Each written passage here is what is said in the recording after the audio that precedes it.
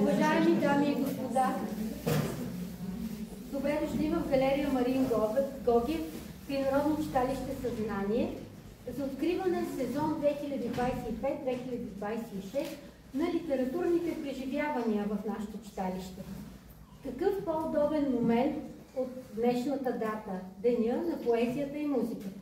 То има и друго, обаче няма да го казвам другия ден за какво е. Тук повода за тази вечершната ми емоция е една млада дама, която е свързана и с поезията, и с музиката. На вашето внимание госпожица Радостина Милева.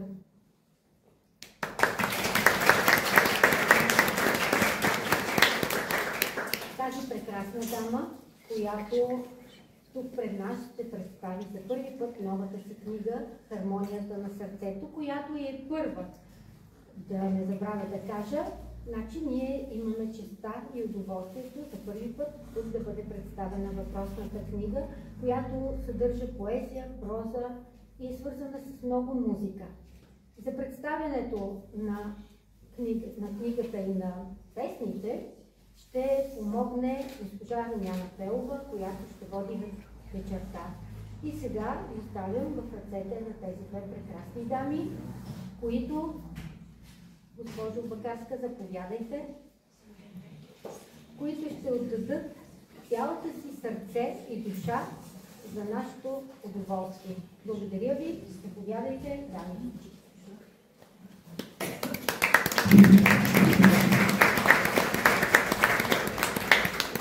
Здравейте и добре дошли, скъпи гости! Сега ще изпълня 3 мои авторски песни, които сама си направих по мои стихове. Надявам се, че ще ви харесат. Наслаждавайте се!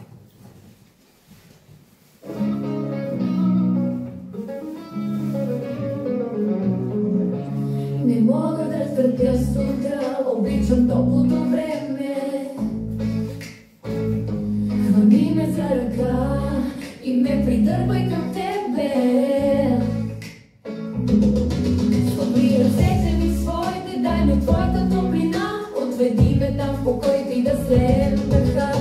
Огърни ме с топъл шал, не позволявай да ми е студено. Знам, че за мен всичко би дал и нищо не ти е забранено.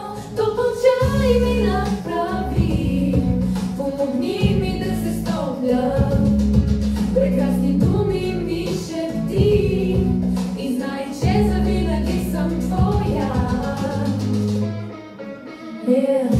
Не мога да търпя студа, обичам топлото време.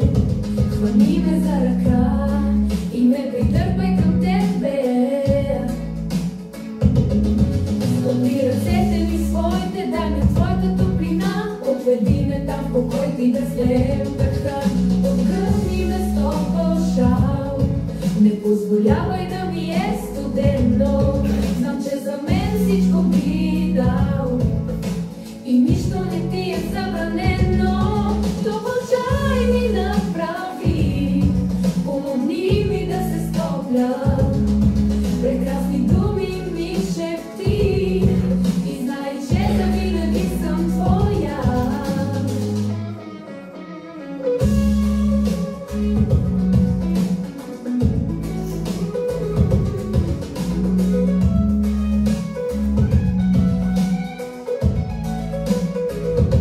Не мога да бъда студа, обичам топлото време. Хвани ме за ръка и ме придърпай към тебе. Стопни ръцете ми своите, дай ми твоята топлина. Отведи ме там в покой ти да слеем дъха. Огърни ме с топъл шал, не позволявай да ми е студено. Знам, че за мен всичко би дал и нищо не ти е забранено. Топлчай ми направи, помогни ми да се стопля.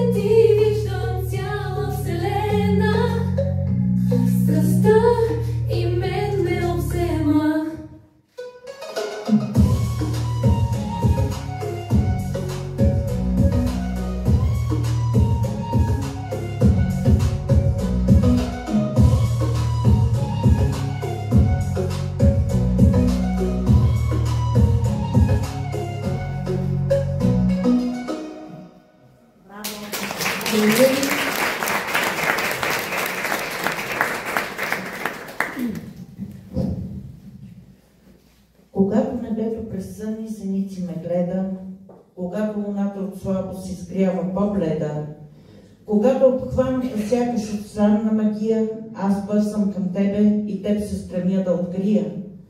Когато росата се сипе сама от звездите и влюбени птици заспиват със смях в очите, пред теб се изправям и волна, и плаха. Тогава ти своята сила и своята мощ ми даряваш. Уважаеми гости, драга публика, добре дошли на празника на поетесата Радостина Милева и презентацията на първата й стихоспирка «Хармонията на сърцето». Първо няколко думи за днешния 1 октомври. Това е специален ден, подбран от авторката, защото днес се чества Международния ден на музиката и поезията. А както ще разберете от мен, тези, които не познават Радост лично, тя е неразривно свързана и с двете изкуства. И едното го показва много ясно. Празникът се провежда за първи път през 1974 година по решение на Международния съвет по музика на ЮНЕСКО във Франция и днес се отбелязва в 120 страни. Световният ден на музиката има вече 47 годишна история, а през 1980 година по повод 700 годишнината от рождението на свети Йоан Кокозел, за когото се смята, че има български произход, тъй като една от неговите композиции, посветена на майка му, носи заглавието «Полиелей на българката». Денят 1 октомври е обявен и за празник на родните певци и музиканти. Днес е и българския ден на поезията. Защо музиката и поезията едновременно? Едното са звукове, другото думи, ще кажете вие. Защото едно стихотворение, ако няма мелодия, ако няма ритъм и звънлива рима, ако човек не успее да си го затънаника, то значи авторът не си е свършил работата до край. Изключвам понякога свободния стих, върху който твори Радостина. При него няма ограничения и рамки, както при класиците. Мисълта й се лее волна и свободна, но това не прави поезията по-малко качествена, защото са на лице трите най-важни компонента. Изящество на изказа, емоционален заряд и откровеност на мислите и чувствата. Но сега ще направя мъничко отклонение, за да ви запозная с фрагменти от нейната биография. Радостина Милева е многопластова и вдъхновяваща личност, творец с богат вътрешен свят и разнообразни таланти. Освен като автор на поезия и проза, вдъхновена от любовта и силните човешки емоции, тя се изявява и като художник, музикант, дизайнер и вдъхновител в сферата на личностното развитие. Тя умело рисува както върху бял лист, четка и бои, така и чрез съвременни дигитални техники. Създава уникални графични изображения и дизайнерски решения. Радостина обича да изработва ръчно сувенири, гривни, диамантени гоблени и персонализирани рисунки върху тениски. Всяко нейно творение носи красота, енергия и внимание към детайла. Музиката е друга нейна голяма страст. Тя й се посвещава повече от 20 години. През това време е пяла в хор родна песен и ансамбъл Агапе, като има зад гърба си и множество солови изпълнения.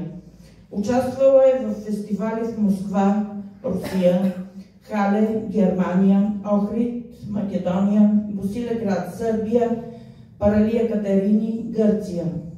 Днес Радостина създава свои собствени миксове, аранжименти, кавари и авторски песни. Заснема и монтира клиповете си сама, процес, който и носи истинско удовлетворение. Образованието ѝ е също толкова впечатляващо. Бакалавър по английска филология и магистър по начална педагогика от Югозападен университет Неофит Рилски, Благоевград.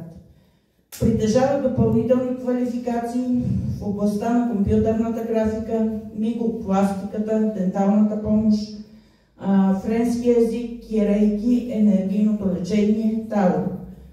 Радостина е постоянен търсач, не спира да се развива и обогатява. Тя създава съдържание, свързано с духовно и личностно израстване, което споделя чрез своите платформи във Фейсбук и интернет. И сега, след като чухте накрайно за нейните дарби, ще спра на първата и поетическа рожба, микс от стихове и разкази, хармонията на сърцето. Радост, прочети ни стиховете, които си избрала на нашите гости. Така, първото стихотворение, което съм избрала, се казва "Не знам". Не знам какво да ти кажа, мълча, но ти говорят очите. Не знам как да ти кажа, изпълнени с любов са ми дните. Не знам ти какво мислиш, но за теб мисля, аз зная. Не знам дали го виждаш в очите, онзи път към безкрая. Не знам дали чувстваш същото, което и аз. Не знам дали искаш същото в този съдбовен час. Не знам, но желания мен изгаря. Не знам, но искам с теб да съм до края.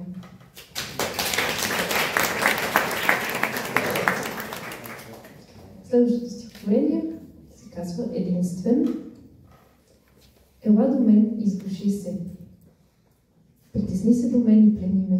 Кожата ти, мека като кадифе, ти си единствен в моето сърце. Обичам те, знай, бъди до мене. Всеки ден е начало и край, но не и без тебе.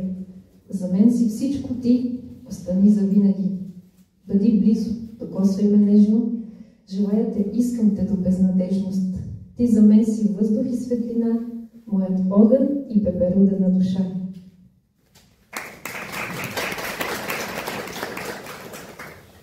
Следващото се казва "Целувай ме". Толкова много има в мен, което иска да дойде в теб. Дай ми минута и ще разбереш. Душата ми жадно иска все теб. Не дей да ми бягаш, ти си моят човек, цял живот те търся. Целувай ме, целувките ми изгарят, бленувай ме, ще съм твоя и няма да бягам. Очите ти ми пълнят душата, за теб бих си я дал.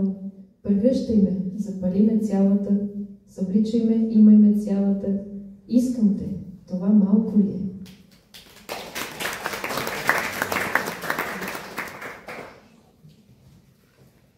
Следващото – "Пътека към вечността".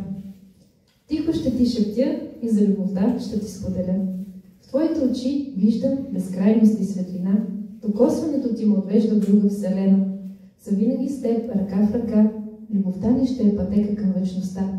По пътят звездите са по-близки и светли, защото ти си моето вдъхновение и сила. Любовта ни е поезия, която вечно ще звучи и винаги ще е така, нашепваща от твоите прекрасни устни.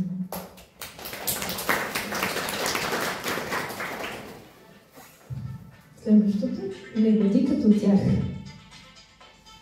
Ако някой зло прави, ти твори чудеса. Ако някой те забрави, ти посади цветя. Ако някой те обиди, ти още по-силно заблести, че той със сигурност себе си мрази, но пък ти се обикни. Ако някой те одумва, ти пожелай му добро. Ако човек знае колко скъпо струва, не би вършил зло. Не бъди като тях, самотен, нещастен и зъл, а дай от себе си всичко най-добро, което би могъл.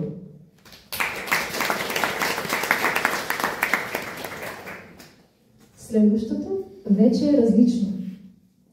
До сега всяка вечер си лягах разплакана. Тази вечер ще е различно. Ще спя с горящо сърце и усмивка на лице. Всяка сутрин проклинах деня, но няма вече да е така. Ще ставам с усмивка на лицето, защото ти си ми в сърцето.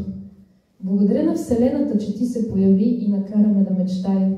Благодаря ти, че избърса моите сълзи и ще останеш с мен до края. Благодаря ти за подкрепата, с която ме даряваш. За мен това е безценно. Само любов искам да ми причиняваш и с теб да съм за последно. Денят ми започва вече с усмивка и причината знае, че си ти. Каква съм тази адска щастливка и откъде ти се появи?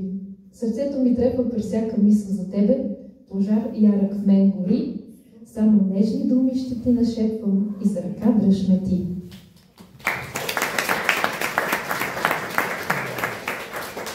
И последното стихотворение – Луната и слънцето. Трудно ми е да се фокусирам, докато те гледам. С всяка мисъл за теб изпадам в транс. По цял ден за теб си мисля и се движа като на забавен каданс. Ти си моята луна, а аз съм слънцето. Да сме заедно е наша съдба, знай, че си ми в сърцето. В пулса на танца нека слеем две души в едно. Желая с теб да остареем и да постигнем всичко. Да постигнем мечтите, дори сред скалите да се скитаме ние. Знам, че живота за нас ще открие прекрасни неща. Ти беше човека, който ми помогна да издържа до сега, към шиците и яда, който преживях. Имаме духовна връзка, няма как да се скрие и вече знам, с теб не ме е страх. Благодаря.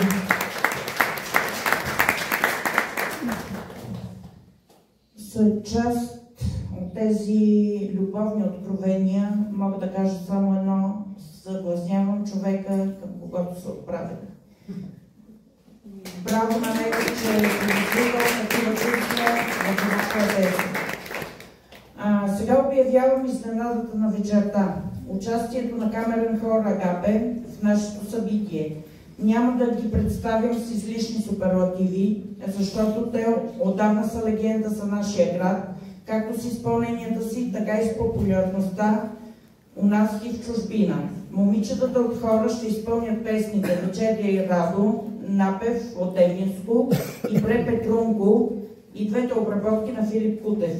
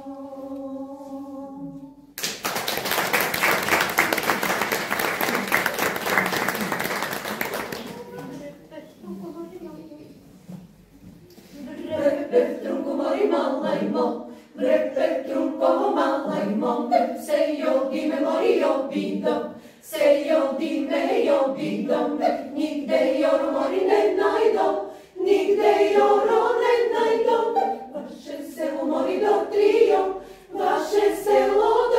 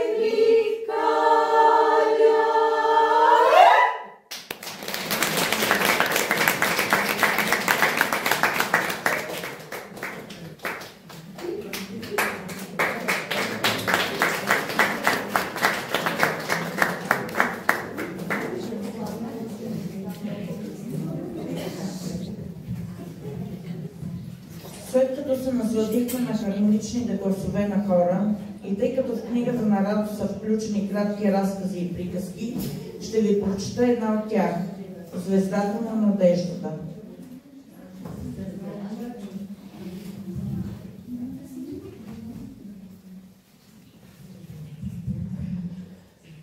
Беше една прекрасна зимна вечер в навечерието на Коледа, когато баба Серафима и малкото й внуче Тони седяха около камината и се топлеха. Навън прехвърчаха снежинки, които Тони гледаше с интерес. Приличаха му на малки бели кокошчици. Докато гледаше снежинките, на Тони му направи впечатление една звезда, която грееше много силно. Той попита баба си, защо тази звезда грее толкова силно. Баба Серафима му обясни, че това е звездата на надеждата и помага на хора в нужда, когато се обърнат към нея. Тя бръкна в джоба си и извади едно синджирче със звезда на него и го подаде на Тони. Сложи му го на врата и каза, че когато изпадне в беда, да потърси помощ от звездата. Той беше толкова изненадан и щастлив от факта, че има своя звезда, която да му помага, че заподскача весело и прегърна баба си. След като майка му и татко му го сложиха да спи, Тони е развълнуван и с интерес гледаше звездата през прозореца и стискаше в ръка синджерчето на вратлето си. Не можеше да повярва все още, че и той си има звездичка. Умората нателя и Тони се унесе в сладък сън. На следващия ден беше Коледа. Тони скочи от сън и побягна към елхата. Под нея се криеха куп подаръци. Цялото семейство се бяха събрали и развълнувани разопаковаха подаръците. Когато се свечери, Тони и родителите му излязоха навън и там беше като в приказка. Навсякъде имаше светлини в най-различни цветове, сергии и опрупани с лакомства, с играчки, много весели деца, които се биеха с снежни топки. Улисан в тази коледна магия, в един момент Тони осъзна, че родителите му ги няма. Той започна да върви, но не ги виждаше. За миг се изплаши много и започна да ридае. Но точно в този момент една снежинка му падна на нослето и той вдигна глава и видя звездата. Затвори очи и през сълзи стисна звездичката на вратлето си и се помоли да намери родителите си, защото е едва 5 годишен и няма как сам да се прибере. Точно когато отвори очи, видя родителите си и се спряла към тях. Прегърна ги силно и хлипайки им обясни какво се е случило. Когато се прибраха, Тони се изтича право при баба си Серафима и я разказа за случката и как звездата на надеждата му е помогнала. Бабата му обясни, че човек винаги трябва да има надежда и че чудесата винаги се случват на тези, които вярват в тях и че човек самият е едно прекрасно чудо.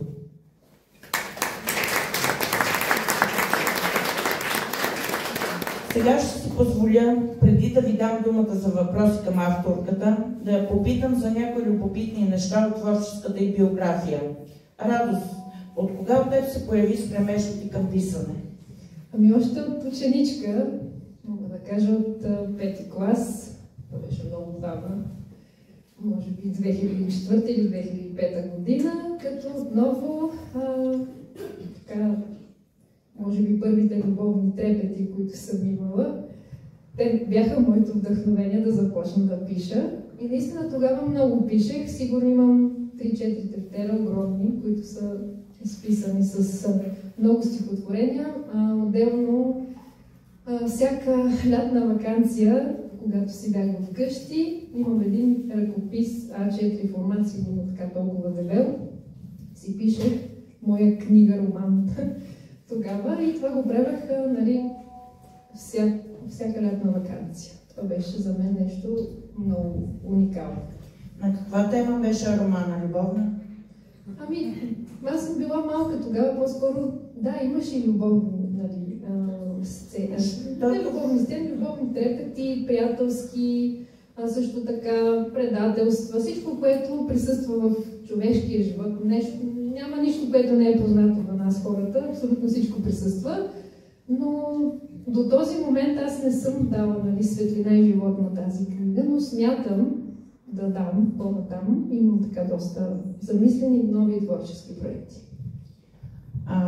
Защото, по мое мнение, в един роман, в една книга няма ли любов за роман? Авторът не си изпълнил до края мисията. Има всичко и любов. Като, например, в Името на розата, само попове, монаси и една жена за... Така, да продължим нататък. Трудният въпрос. Какво беше отношението ти към литературата и учителите по литература в училище? Предполагам, че през времето на твоето образование си имала повече от един учител по литература. Да, разбира се. Обичала съм винаги литературата и българският език. И до ден днешен аз обичам много книги да чета. Вкъщи имам сигурно 2 вагона книги и вече няма къде да ги слагам. Просто даже на моят прощапълник аз съм хванала книгата. Така че направо съм си родила с това, закърнела съм. И все пак учителите ти подкрепяха ли таланта ти още тогава? Да, разбира се. Дори си спомням сега, че като разбраха, нали, че мога да пиша стихотворения, са искали от мен да пиша стихотворения за училищните вестници. Така че съм се представила и там. Така, какво имаше предвид с избора на заглавие на стихосбирката? Хармонията на сърце. Както в музиката има високи и ниски тонове, така и в живота. Има възходи и падения, любов, разочарование. И както вие сами чухте, в моята стихосбирка, освен, нали, само хубави любовни стихотворения, има и много тъжни, с много болка. Така че и хубавото и лошото прави хармонията. Без него не може. Във всяко хубаво има нещо лошо и във всяко лошо има по нещо хубаво. Това е Инь и Ян.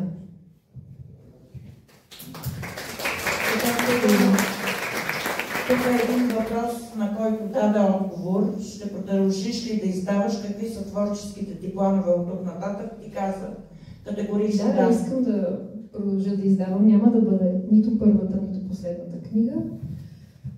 Както разбрахте, аз така отскоро, може би, то винаги е било в мен, но сега от 1-2 години съм се отдала на духовно-личностно развитие и си мисля следващата ми книга да бъде за самопомощ. Всеки, който има нужда, да повярва в себе си, защото силата е във всеки един от нас и може да постигнем всичко и да сбъднем всичките си мечти. Поне аз съм имала удоволствието да ми се случат така наречените чудеса. Даже това в момента, което се случва, е мечтано и наистина дойде ден, в който да се случи. Аз започнах тази година с намерението, че искам да издам книга. Даже си го мислех, че ще издам в септември, но се случи доста по-рано. Сега в октомври вече я представям тук при вас и за мен е изключително чест и удоволствие. Понеже имаш навика, сега забелязвам, да прескачаш въпросите преди да отговориш, преди да съм ти ги задала, прескачаме един въпрос и продължавам със следващия. Какво е чувството, когато можеш да помогнеш на човек, било на физическо или на ментално ниво? Чувството е прекрасно. Аз винаги съм смятала, че моята мисия е да съм в полза на хората и да помагам на хората по какъвто и да е начин, дали ще дам от моето слово, от моята светлина, защото в тази книга това е моето сърце, там е моята душа, моята светлина и който, нали, желае, може да има от тази моя светлина, от моето сърце. Всичко, което правя, го правя със сърце. Така че дори с думи, дори с дела, се чувствам прекрасно, когато виждам усмивките срещу мен. С това моите въпроси се изчерпаха, но тук давам думата на публиката, ако иска да научи нещо любопитно от Радост, сега е момент. Или да каже нещо по адрес на това, което чу до сега.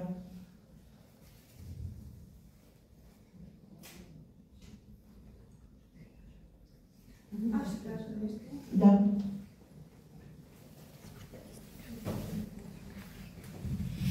Здравейте на всички! Аз познавам Радостина Милева отдавна и това вдъхновение, което имам след като се запознах с книгата, защото аз имах честа да се запозная с книгата преди известно време. Даже първа. Благодаря ти безкрайно, че ни направи част от това, което е сега, това, което правиш. Пожелаваме ти много успехи, много вдъхновение, лична мотивация и време да правиш това, което правиш толкова добре. Благодаря ти от сърце. Благодаря ви. Друг някой иска ли думата? Сега е момента да я хвалите. Сега е момента да й дигнете самочувствието на небесата, защото това е раждането на първата й рожба. Поетическа.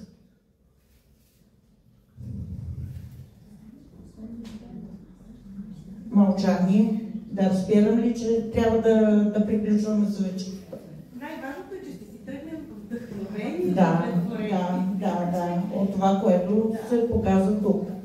Така, преди да завърша вечерта,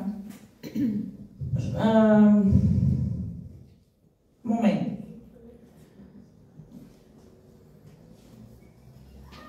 Преди да завърша вечерта, ще имате възможността да си купите книжка, която да бъде разписана лично от авторката. Отново хор Агапе ще изпълни песента "Нова ялета" в нейна чест и в чест на всички нас, тук присъстващи. Също, който желая, има и ръчно изработени гривни от мен.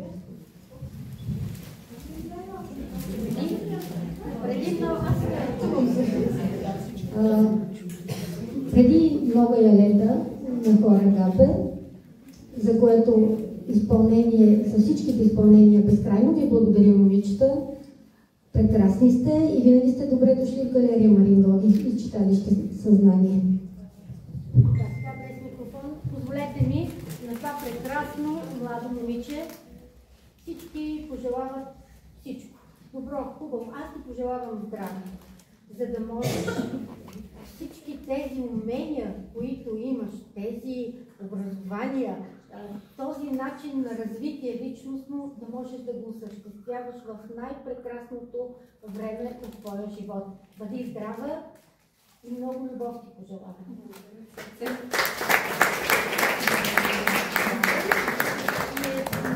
Представители на 10 името на колектива на читалище Съзнание, заповядай традиционните неща. Здраве, късмет, любов.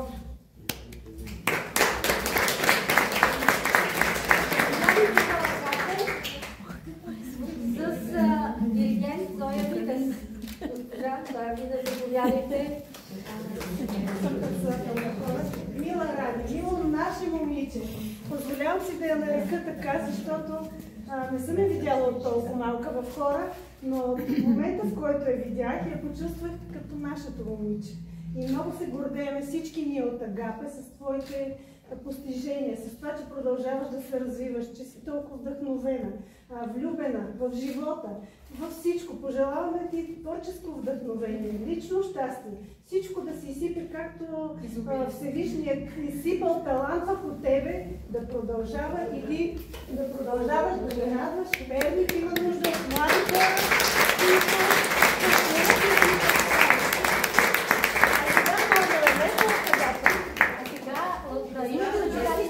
едно мъничко цвете.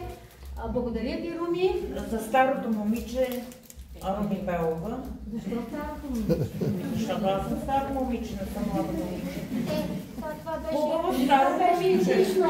Това беше излишно. Не, аз не за се... водещата на вечерта, госпожа Румяна Белова, едни прекрасни рози. Благодаря много.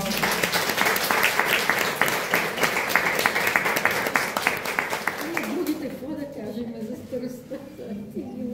Ама аз не се притеснявам. Не,